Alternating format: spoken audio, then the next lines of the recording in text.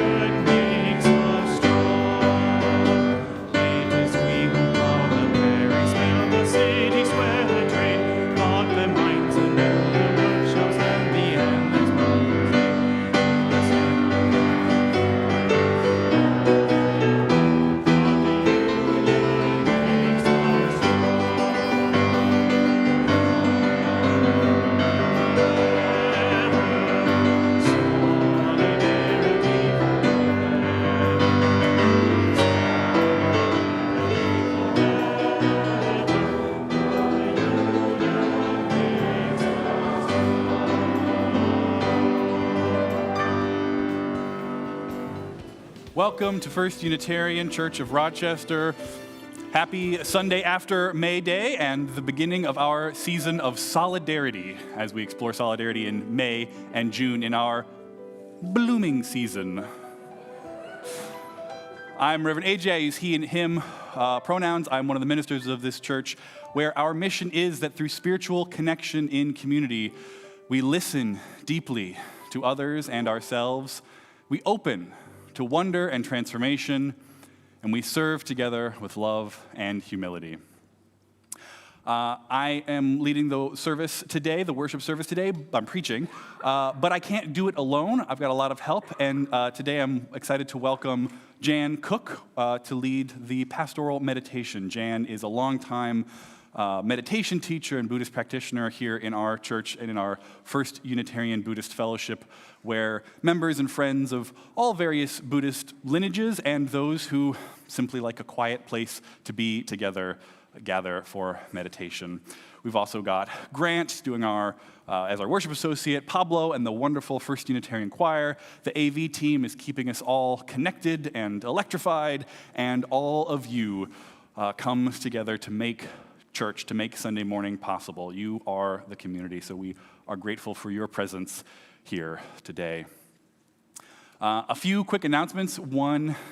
First, if you are here for the first time, or it's your first couple of times visiting, please connect with our welcome desk, stop by and say hi. Please join us after the service for the Inquirer series during our connection time between the services. And if you are here because you are going through a hard time, or you're worried about somebody else who is, please reach out. We have lay pastoral care associates available to meet with you. Ginny, I believe, is here in the back wearing a beige and rainbow stole. You can connect with her during the service if something comes up, or afterwards, or throughout the week. You can reach out by email or phone. You can find that in our newsletter, those numbers and email address. A few quick announcements. One is that on May 16th, the Two Annies Salon is happening again. It's a fundraiser this year. It's often an auction event that folks bid on at the auction. We don't have an auction this year, so no one can outbid you, but space is limited. So there will be room for 20 folks to come. There's a sliding scale for registration. You can find the link and all the information in our newsletter. There will be food provided by the wonderful Two Annies, Annie McQuilkin and Ann Perry, and featuring Reverend Sherry leading a salon discussion on our theme of solidarity. On May 24th, Memorial Day weekend, we return to one service for the summer as our schedule. So keep in mind we'll have one worship service at 10:30 that day, followed by Connection. And then coming up on June 7th will be our annual spring congregational meeting. And one of the things we will do there is elect new leaders. So again, check the newsletter for information about meeting the candidates, some opportunities to do so ahead, and you can see their picture and bios in there. So it's springtime, there's a lot blooming and happening, and I hope that you will find your way to connect and be part of the solidarity and the union that is our community. With those out of the way, I invite you to center yourself for worship in what way is best for you. I like to make sure my feet are settled on the floor and take a breath in and out. We acknowledge with respect the Seneca Nation, the keepers of the Western Door, and part of the Haudenosaunee people on whose ancestral and contemporary lands First Unitarian now stands. I invite Grant to light our chalice. And I invite you to help us light the chalice with the unison words. Life is a gift for which we are grateful. We gather in community to celebrate the glories and the mysteries of this great gift. And invite you once again to rise and body your spirit as we sing What Wondrous Love.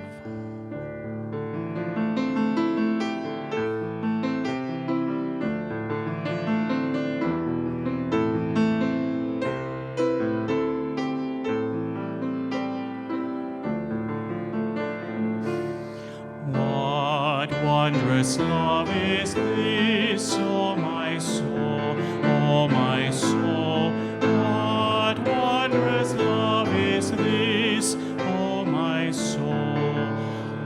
What wondrous love is this that brings my heart such bliss and takes away the pain, oh my soul, oh my soul. Away the pain of my soul. When I was sinking down, sinking down, sinking down. When I was sinking down, sinking down. When I was sinking down beneath my sorrow's crown, friends to me gathered round, oh my soul, oh my soul. Friends to me gathered round, oh my soul.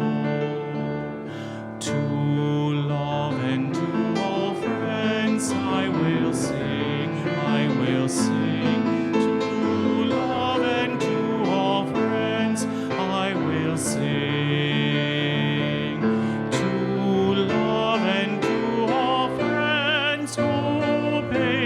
Sorrow mend, with thanks unto the end, I will sing, with thanks unto the end, I will sing.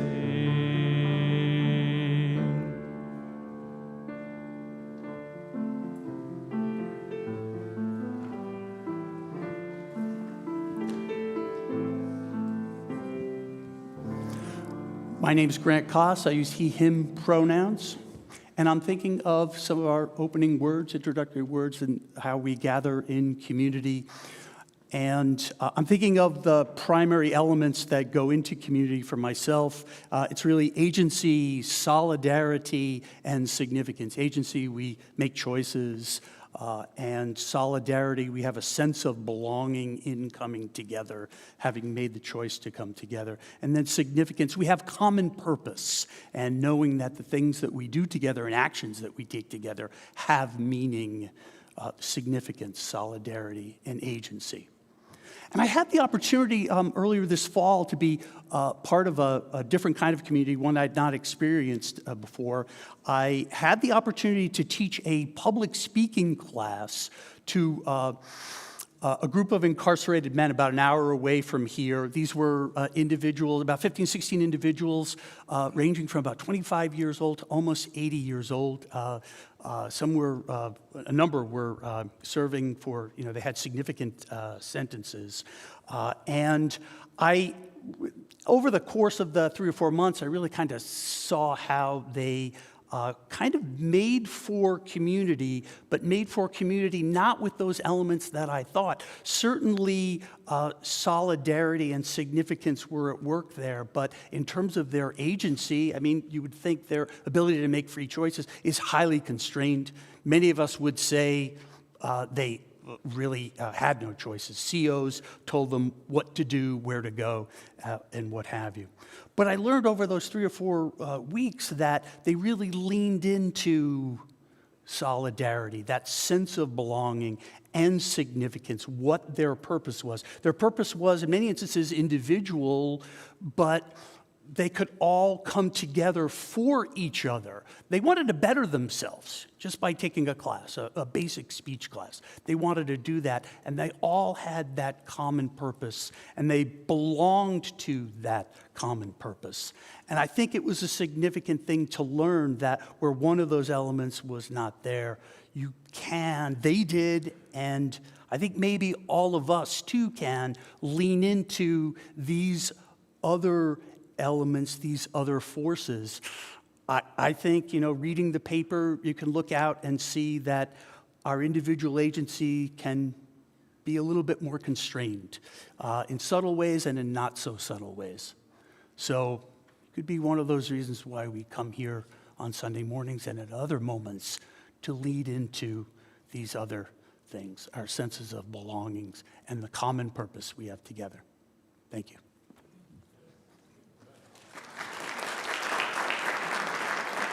Thank you.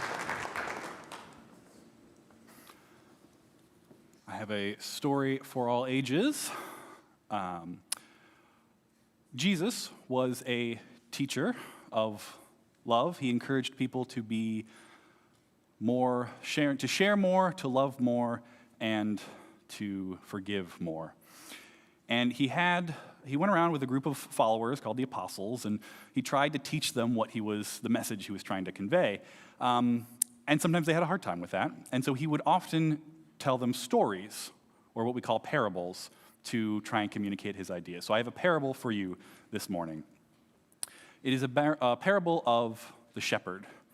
Now, in Jesus' time, a shepherd would not have, as they might have today, a farm or a large pen or a fence area to keep the sheep safe. A shepherd would actually have to take their flock out into the green hills and there have them graze, and then they would need to come back home for safety at night. So the parable of the shepherd, this shepherd is not someone who just had 1 or 4 or 10 sheep. She had 100 sheep. So that's a lot to manage and to look after and to keep safe from the predators that might be out in the wilds. And so every day she would take her 100 sheep out and up into the green hills, and she would count them as they went out and when they were up there. And then at the end of the day, as it started to get cold and dark and the predators might start to come out, they would return home, and once again, she would count all 100 of the sheep. And one day, they were coming home, and she counted all her sheep, and she only counted 99. So one was missing.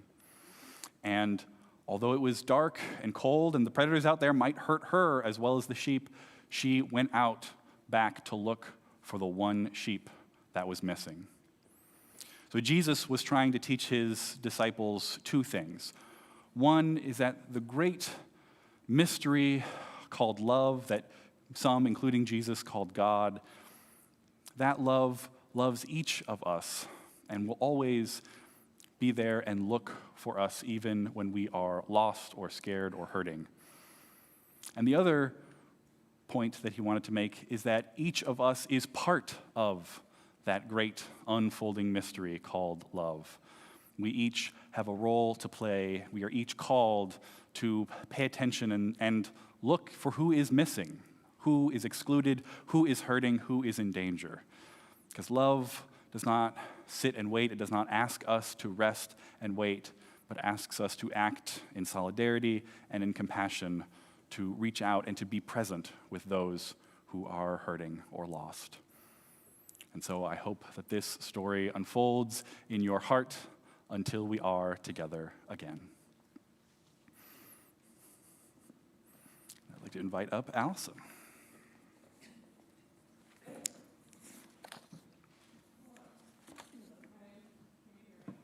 If it's on. Do I do something? Okay, it works now. Awesome. Hello, my name is Allison, she, her pronouns.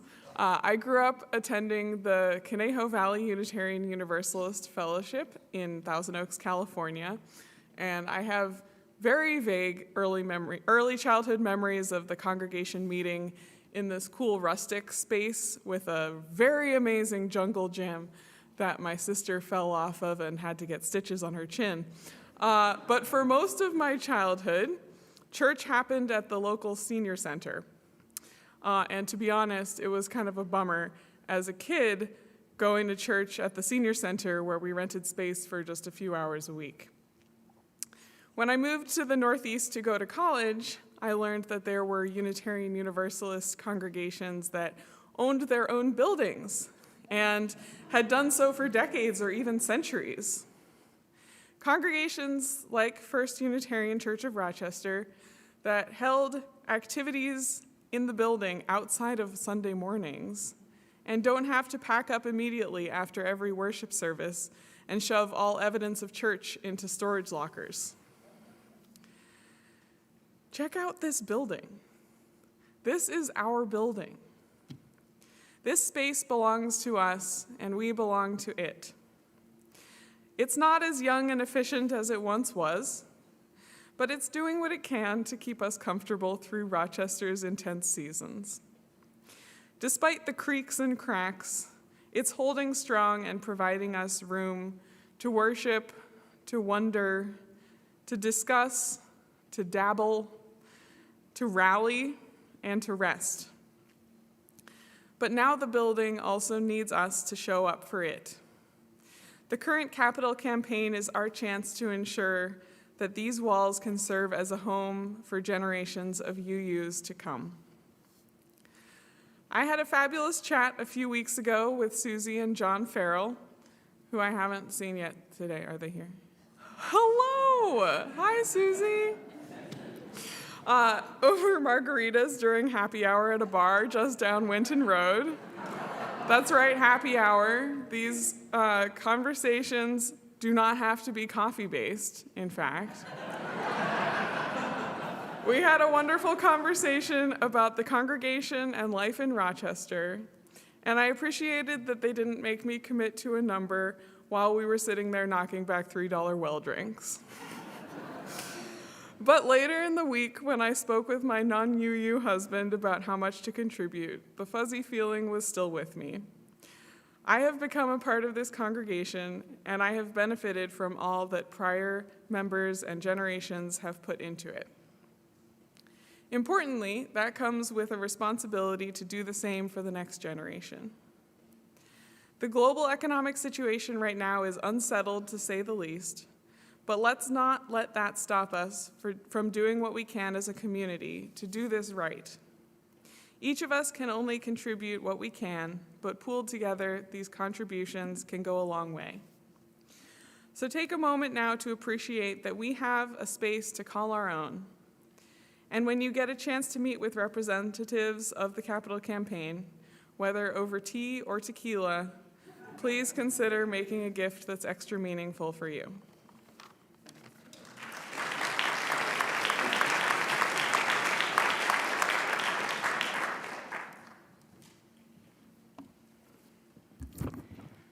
Good morning. My name is Jan Cook, and I use she, her pronouns. And I have a couple of things to just share about the meditation we're about to go into. The ground has already been set by everything that's been said and sung.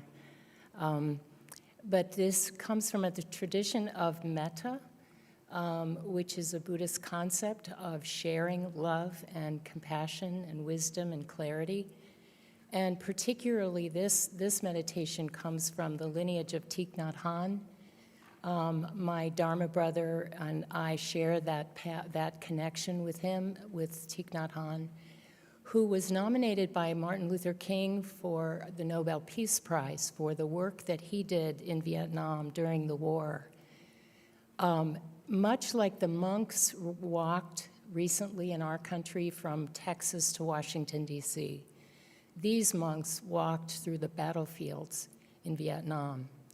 Every step they contemplated and focused into peace, love, clarity, wisdom in a world that was filled with violence and confusion and fear. So that's the lineage of this practice. The second thing I want to say is that I'll use a pronoun I, and in this type of prayer, we really focus into ourselves. Because if we can't find peace and love and gratitude in ourselves, we really can't share it very much. But when we do have that in ourselves, when we are in touch with the gratitude of our lives, it just naturally is shared. And I'll also use the word world, and that's what we've already been talking about, the world being your world, the world that you go around in every day, and the world that is human and non-human. So all of the non-human, as my friend says, we're inextricably interconnected with all living beings.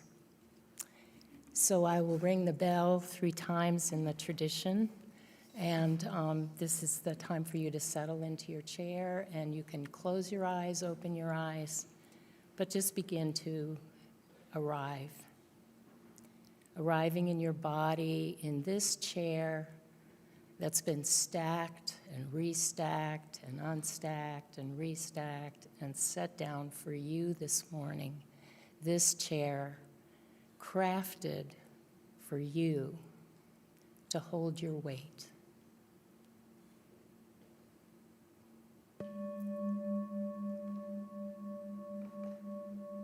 Arriving in your body.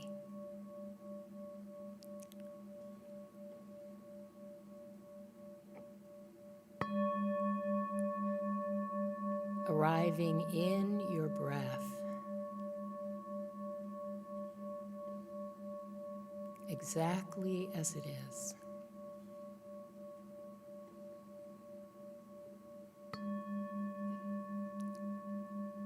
Arriving in your thoughts and feelings exactly as you are right now.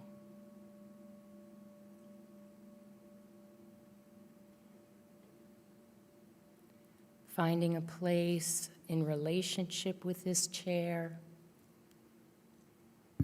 resting your body and resting whatever you're feeling in your specific body right now. And feel the support of this chair holding your weight and holding all that you're carrying.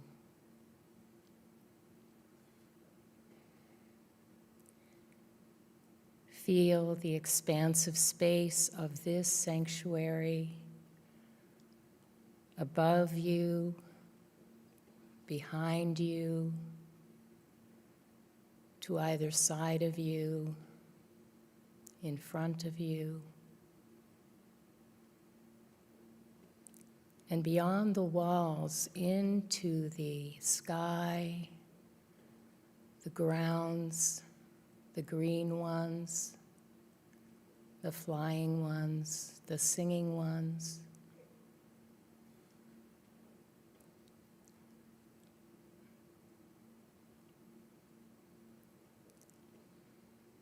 Feel all of this holding you, interbeing with you.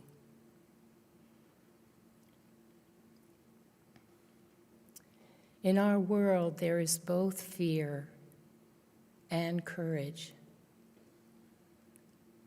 I now focus my awareness on the courage in the world and feel the courage of the world arise in the world and arise in me. Breathing in the courage of the world and our community. Breathing out courage soaking into every part of me.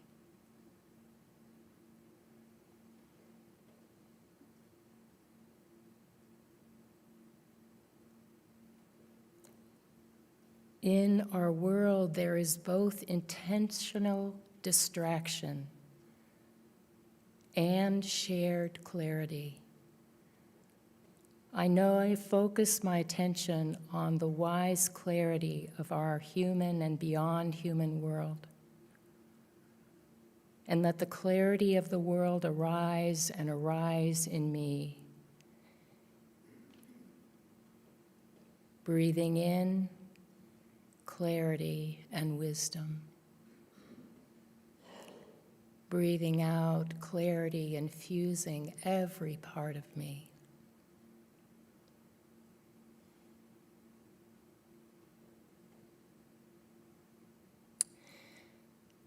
In our world right now, in this room right now, there is both loneliness and connection. I now focus on the interbeing of our world and with each other, and let the connection and interbeing of the world arise in our awareness and arise in me, filling every part of me.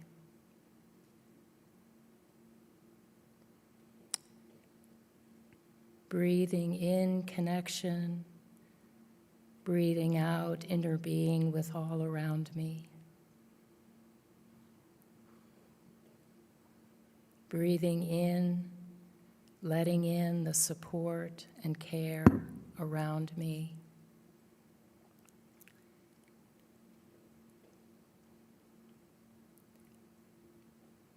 And now let the energy of courage, clarity, love be shared with the people right around you. Breathing in for you and everyone here. Breathing out, awakening to our connection. Breathing in support. Breathing out love. May we all, sitting in these chairs, in this sanctuary, in this moment, awaken to love and connection.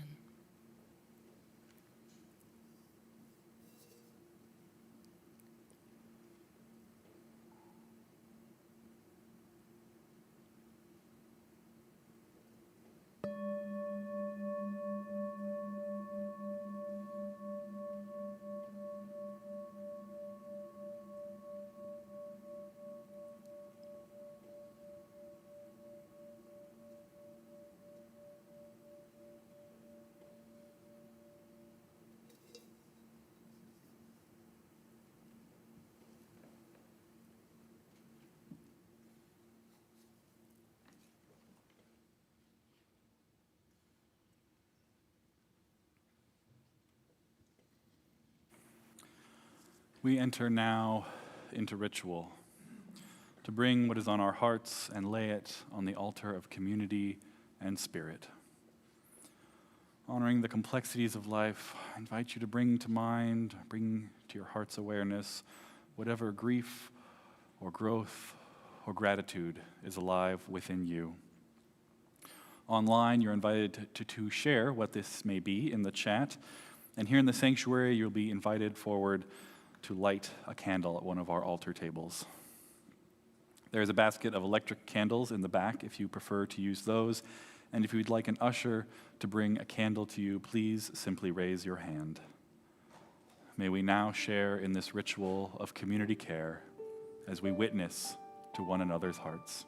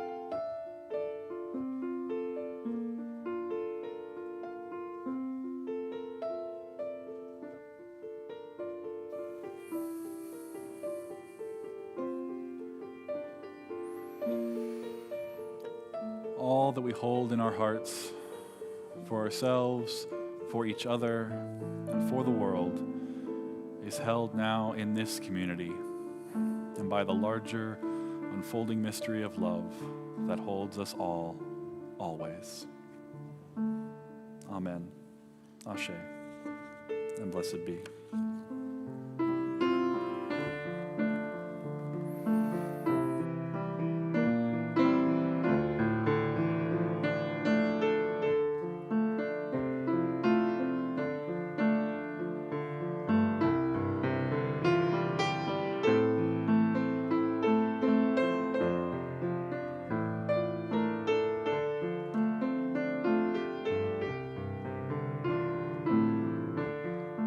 Musical meditation today, filled with love and kindness. Let's sing. May I be filled with loving kindness. May I be well. May I be filled with loving kindness. May I be well. May I be peaceful and at ease. May I be whole. May you be filled with loving kindness. May you be well. May you be filled with loving kindness. May you be well. May you be peaceful and at ease. May you be whole. May we be filled with loving kindness. May we be well. May we be filled with loving kindness. May we be well. May we be peaceful and at ease. May we be whole.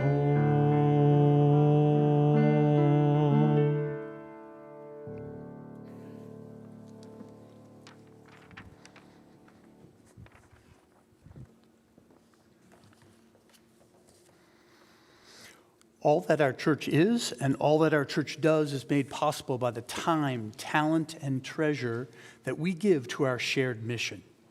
Members and friends support this congregation financially through recurring giving, and on Sundays we also give through our shared collection. As part of the spiritual practice of generosity, 50 cents of every dollar given now to our offering will go to Rochester Hope, a grassroots organization that brings services and caring hands to the heart of the city of Rochester by connecting people in need with existing services. They are located on the campus of St. Michael's Church, where they operate a food pantry on Saturdays and provide wraparound services for their clients and neighbors. Using Church Center is the easiest way to give, but if you aren't set up with the app, yet you can also give by texting GIVE, G-I-V-E, and the amount that you would like to give to the number on the screen or in the offering baskets that will now be passed. So in the spirit of abundance and generosity, the offering will now be given and humbly received.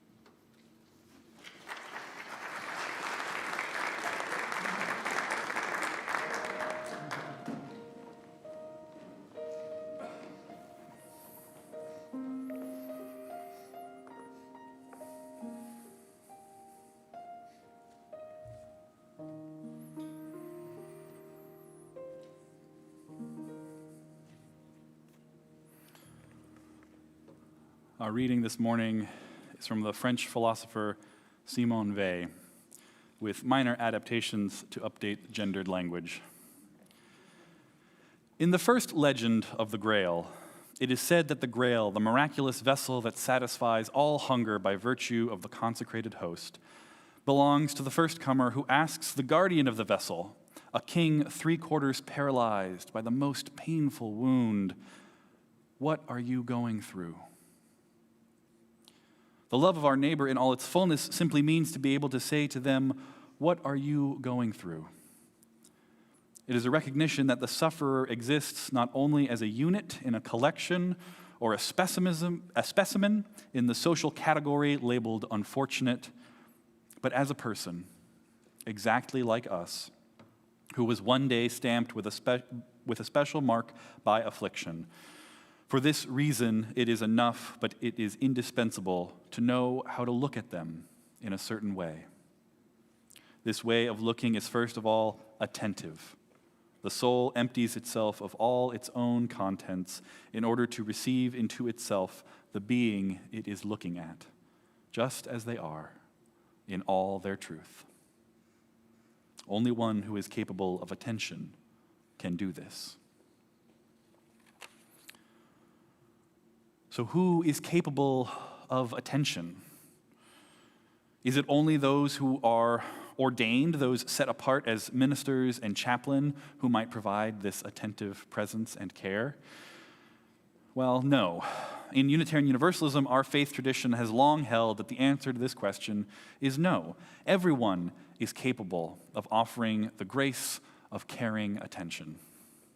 From the Protestant Reformation's insistence on the priesthood of all believers, to the transcendentalist exhortation to acquaint thyself firsthand with deity, to the 20th century Unitarian Universalist theologian James Luther Adams and his coining of the term radical laicism, the progressive faith tradition expresses again and again the responsibility and the privilege of all people for matters of the spiritual life and of the religious community.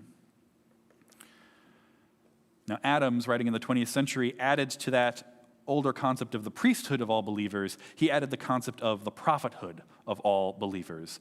And Reverend George Kimmich Beach, the president of James Luther Adams Society, writes that both terms signify a personal vocation, that is, personally felt calling, which authentically serves common needs. Just as Luther asserted that all faithful persons are priests to one another, Adams asserts that all faithful persons are responsible for prophetic witness to and for their communities.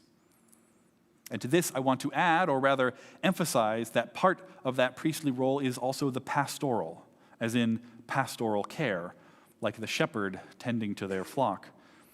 And that all of us, everyone in the religious community, is invited and encouraged to play this role for others. All faithful persons are responsible for pastoral care to one another.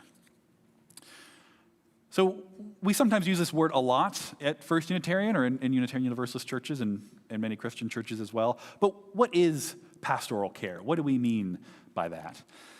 At its simplest, pastoral care is the ministry of listening and of spiritual companioning. To offer pastoral care to someone is to be fully present and to listen deeply to what they are experiencing. It is to ask someone, "What are you going through?" And sometimes it is to reflect back what you hear and how it affects your own heart. It may sound simple, but there's a real alchemy that takes place when we are truly present to one another. When we take time to be settled and centered in our own spirit and offer our presence to another person, that other person can experience some of that centeredness. They can then share deeply from the truth of their experience and be witnessed and affirmed. I say alchemy, but there's really some fascinating science that describes what is going on and how one person's nervous system can influence another. We can rile each other up as much as we can also help calm each other down. And it doesn't take a lot to have a huge impact. There's science that shows that even 8 or 10 minutes of listening to someone is enough to let them share what is on their heart, to feel seen, and to return to a place of emotional and nervous system regulation and a sense of felt safety. One of our lay pastoral care associates, Mary, told me about one Sunday when she was on duty recently. She was approached by someone after the service who was visibly upset and distressed.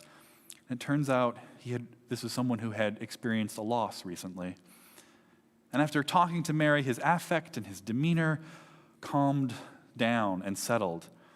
And she reflected back to him her observation, "I think you really needed to talk to somebody about this." And he replied, I did. I just needed to tell somebody. Of course, what we call pastoral care doesn't happen only in a designated space labeled pastoral care, not as a meeting or an appointment with a minister or with a lay pastoral care associate. It happens anytime this kind of caring presence is offered. It happens anytime someone listens to somebody else, reflecting back what they hear and not offering their own judgments or their own agenda.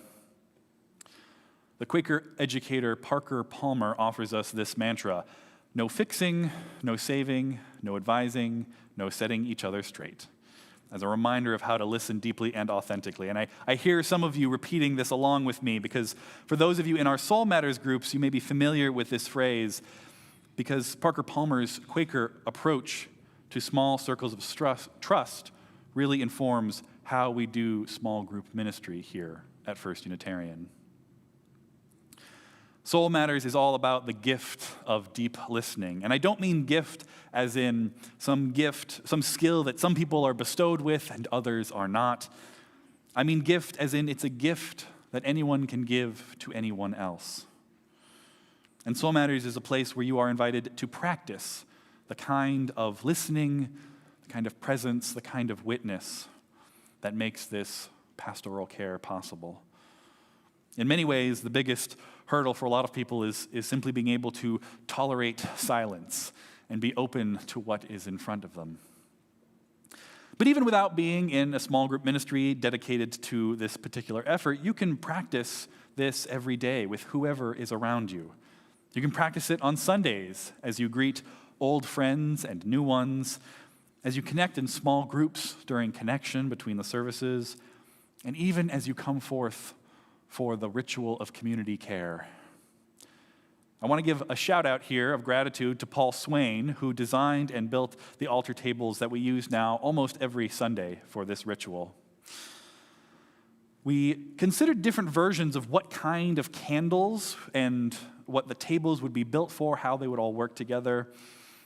And we landed on the current design that has us using taper candles to light tea lights.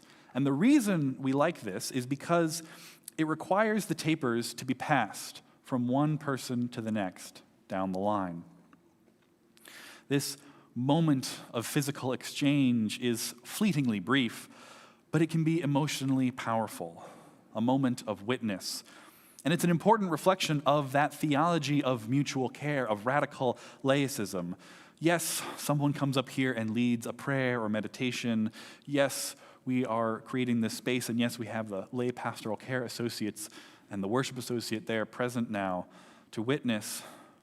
But in many ways, one of the most important things happening on the horizontal level of people connecting with each other is that congregant to congregant, church member to church member, person to person handing of the candle to the next.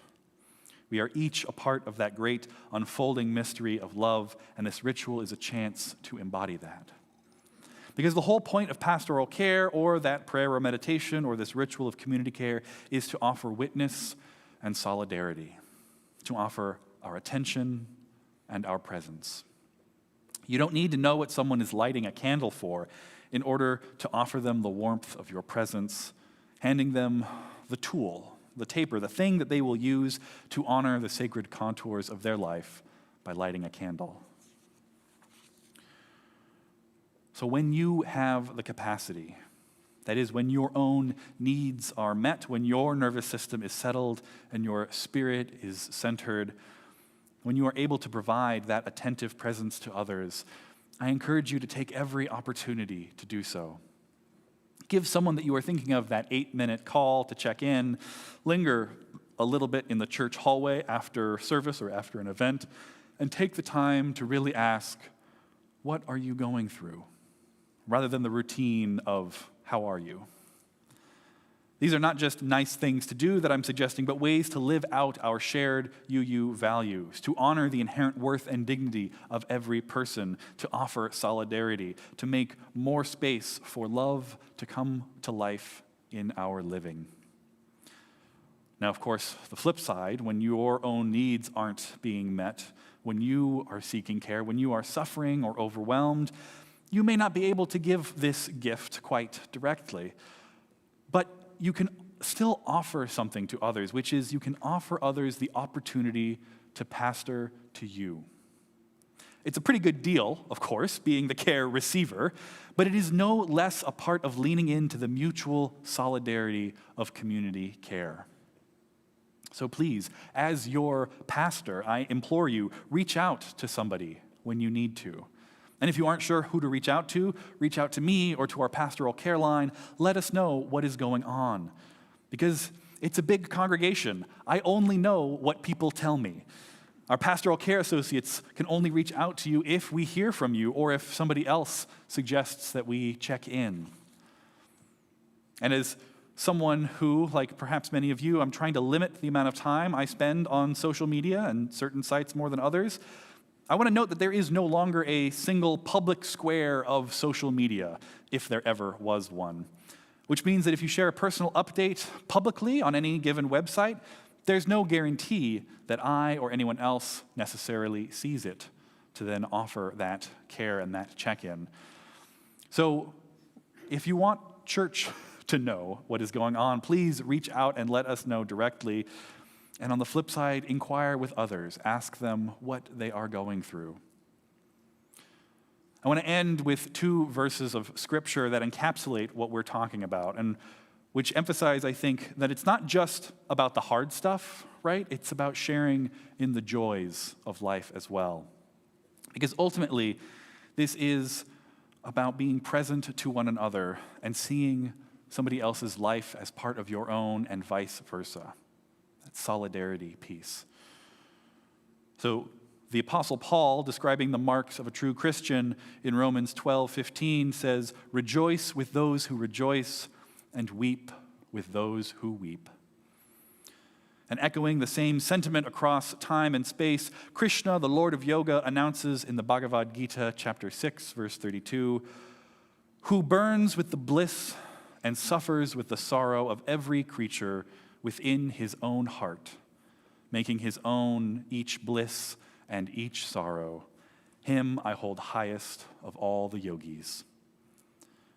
When we suffer with each other and celebrate with each other, when we offer that presence and attention, when we reach for each other with our hearts, then we truly are on holy ground.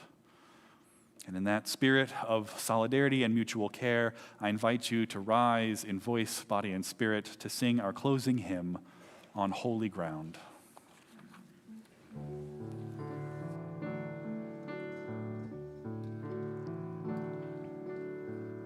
If this is a new song for you, we're going to sing this refrain a couple of times as a congregation, and then I'll sing some verses, but sing it first one time here. We're on holy ground, right where we are. We're on holy ground, under these shining stars. We're on holy ground. When we reach for each other with our hearts, we're on holy ground. So let's give this a try. 1, 2. We're on holy ground, right where we are. We're on holy ground, under these shining stars. We are holy ground. when we reach for each other with our hearts. We're on holy ground.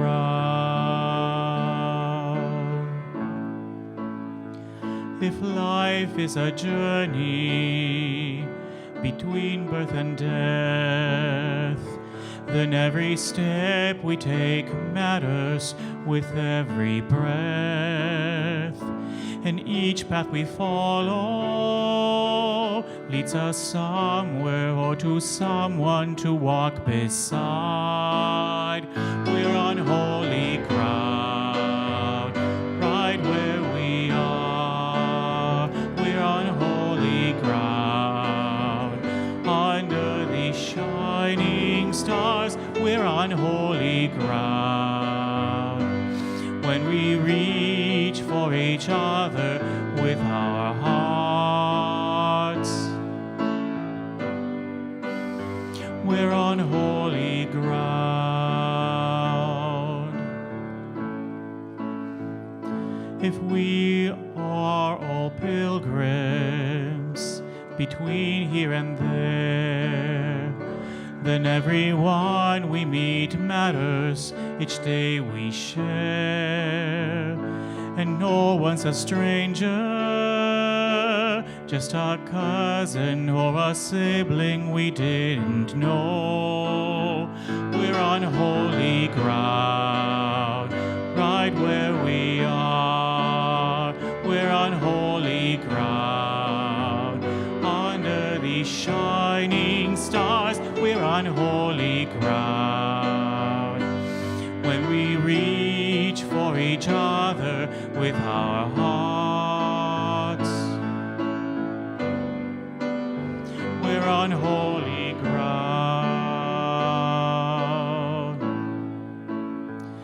If there is a heaven between earth and sky, it's made of moments that here matter with you and I.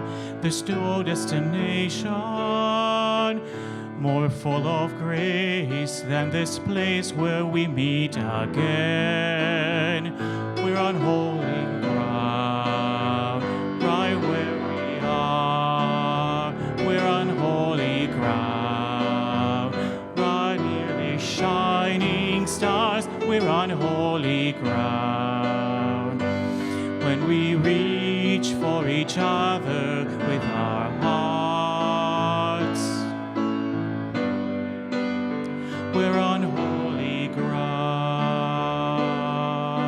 One more chorus. We're on holy ground, right where we are. We're on holy ground, under the shining stars. We're on holy ground. When we reach for each other with our hearts, we're on holy ground.